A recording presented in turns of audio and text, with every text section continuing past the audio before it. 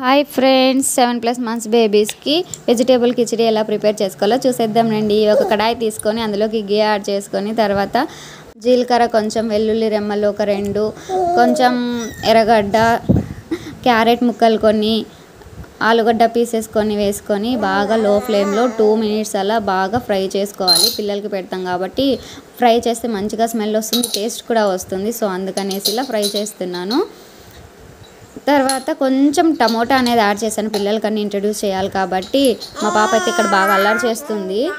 So ఇక్కడ 1 cup బియ్యంకి 4 cups అలా water తీసుకున్నాను.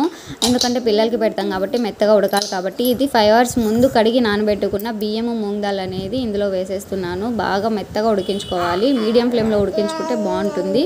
సో ఇలా వేసేసి ఇలా ఉడికించుకోవాలి. తర్వాత 7+ మంత్స్ బేబీస్కి అయితే ఇలా మ్యాష్ చేసి పెట్టేయచ్చు. 6 months+ బేబీస్కి అయితే బాగా ఇలా మిక్సీ పట్టి పెట్టాలి.